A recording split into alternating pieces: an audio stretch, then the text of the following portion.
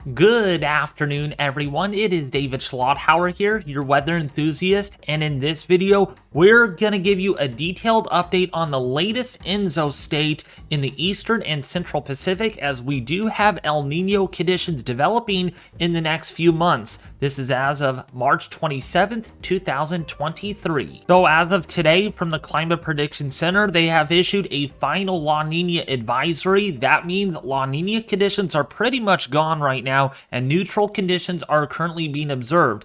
Equatorial sea surface temperatures are near average across most of the eastern and central Pacific Ocean. The tropical Pacific atmosphere is still consistent with a weak La Nina signal. ENSO conditions are expected to continue through the northern hemisphere spring and early summer of 2023.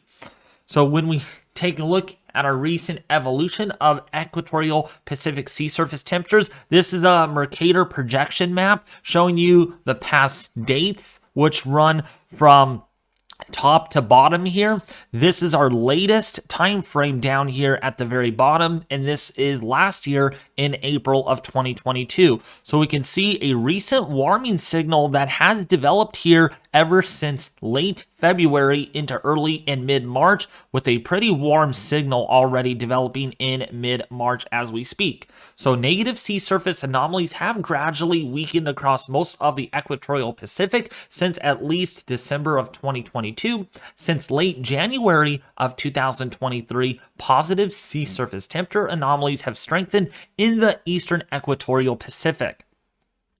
So when we take a look at our Nino region sea surface temperature departures, recent evolution, we can see that the Nino, okay, there's different areas here. Here's an image of illustration. So the El Nino or Nino 1+2 region is the far easternmost portion of the Pacific Ocean. Then you got your Nino 3 region in red, then your Nino 3.4 region here highlighted in with a black outline, and then the yellow bar here is the Nino 4 region. So hopefully that doesn't confuse you at all. So we can see the Nino 1+2 and Nino 3 are running above normal, especially the 1+2 seeing a moderate to strong El Nino signal already in that region. With the weak El Nino to neutral conditions in the Nino 3, the Nino 3.4 is perfectly 0.0, not above or below average, and then the Nino 4 is slightly below the climatological average at 0.1 degrees Celsius cooler than average. So when we look at our sea surface temperature departures, we can see again warming has continued throughout mid to late February into early to mid-March, as we can see there with the warm tongue of sea surface temperatures. We're going to skip that because this is basically the same exact thing, nothing different about that. We can see since March, we have had, again, warming develop here in the eastern and even central Pacific basin almost, with that warm anomalous water that has formed. So we're going to skip down here. We're just going to kind of go right down to this page here, the Central and Eastern Pacific Upper Ocean. So again, this is the subsurface below the surface of the ocean. So we're looking in depth, we're looking below, we're not looking at the skin surface, which is where you get your sea surface temperature color maps from for most of the time. So subsurface, which is below the surface, temperature anomalies were negative until June of 2022, before becoming briefly positive from late June to late January 2023. Anomalies were negative from November 2022 to mid-February 2023. Negative anomalies have significantly weakened and returned to near zero. Since then, anomalies have become positive and are increasing rapidly. I mean, this is a substantial warming event that has already happened. So much of the subsurface is now running above average for this given time. No more La Nina in the subsurface or at the surface at all. So that's gone. So when we look at our subsurface temperature departures in the equatorial Pacific, again, there's water buoys that go all the way down to 300 meters. And this shows us, are the anomalies above normal? Are they below normal? What are we seeing? So when we look at this, we can clearly get an idea that anomalies are well above normal in the Eastern Pacific. Look at this, not far below the surface either. This is really shallow, right around the 100-meter mark, and to the surface, sea surface temperatures are running about 2 to 6 degrees Celsius above normal. Whereas over here, this is a little bit more deeper, but this right over here in the central and eastern or western Pacific near the date line is helping to contribute to this anomalous warm water that has made its way to the surface, and we will start to see that more growing into the surface as we get into the incoming months. Big change here. All this cool water is now completely gone versus with what it was back in early to mid-February, okay? So we're going to skip this. This is just your wind anomalies, basically. So anything in blue indicates stronger than normal wind anomalies, so to speak. All right, so we are getting into another eastward propagating Kelvin wave, which we can see here. So the orange colors indicate another area of warm anomalous water is working its way over to the Eastern Pacific. And as that occurs, we should see El Nino strengthen further than what it already is now. We could already see our wind anomalies. This is more easier to understand. So blue colors indicate stronger than normal trade winds. Just kind of a simple fact, okay? So when you get 6 to 10 knots stronger, that's decent, okay? The trade winds are strong. That keeps the upwelling of cool water going in the Eastern Pacific. That's how we get La Nina. But once in a while, when these trade winds relax and weaken, that allows all that warm water in the western and central Pacific to slosh eastward to form an El Nino. And right now, we do have near neutral conditions going on across the Pacific, or much of the Pacific, that is. So the trade winds are not stronger than normal or weaker than normal. They are pretty average for this time of the year. And that's what we see. So anywhere plus or minus 1 or 2 knots or so. We have some sinking air going on across the central and eastern Pacific, contributing to the increase of those trade winds right now. But those will be slacking here in the next month or so as we get another Kelvin wave, which is at around 60 degrees east in longitude. All right. So we're going to skip that. We're going to go down here, not that. So we can see our latest box here is negative 0.7. Okay, so we're going to probably see this jump up huge by January, February, March in that average mean period, probably up to about negative 0.2 or 0.3. It's still going to be in the negatives because this is a 3-month mean average of sea surface temperatures in the central and eastern Pacific. So we can see here, as of March 9th, this was made at the beginning of the month. We can see clearly there is a 60% chance of El Nino conditions as early fall. Okay, late summer, early fall. And the chances of La Nina are extremely low, less than 5% throughout the next 12 months. And then, of course, neutral conditions are very high now, but neutral conditions will be waning as El Nino returns by the middle to the end of this year. We can see this on the IRI, Pacific Nino 3.4 model outlook. Most of the models now are indicating that this is going to possibly get all the way up into the 0.5 to 1 degrees Celsius, which is a weak to moderate El Nino that develops in the Eastern Pacific. But some of the other models, let's scroll down here, like the climate forecasting system model, does indicate that sea surface temperatures are going to go way up there, between 1 and 1.5 Celsius, which would be a strong to very strong, actually a moderate to strong El Nino in this case. With some of the model ensemble members, okay, some of the higher end members indicate possibly a very strong El Nino by August and September. Yeah, that's not even including the wintertime, when typical El Nino does typically peak this time or that time of the year. So a big increase in our sea surface temperatures are likely towards the late fall or late summer, early fall into maybe even early winter. And we could see a very intense warm tongue of sea surface temperatures that are likely to develop rapidly once we get into the late spring and even early summer. So we can see our atmospheric anomalies over the North Pacific and the America during the last 60 days. I know this is very hard to make out, but this is the U.S. right here. Here's Baja California. There is Florida right here. Here is the East Coast. So we can see clearly below average anomalous troughing has continued for a while. It was only in late January, early February when we had anomalous ridging back west. That has since changed with anomalous troughing that had returned towards the latter part of the winter period into early spring. So we're going to go down and kind of just fast forward this. So for temperature and precipitation departures during the last 30 days, definitely colder than average across the west. We definitely know that for sure. It's been much cooler and wetter across California and Nevada, the Four Corners, with near average precipitation observed in the northern portion of the United States and nearly at average or slightly below average in the Pacific Northwest, which has contributed to below average temperatures, likely due to northwesterly flow that has persisted.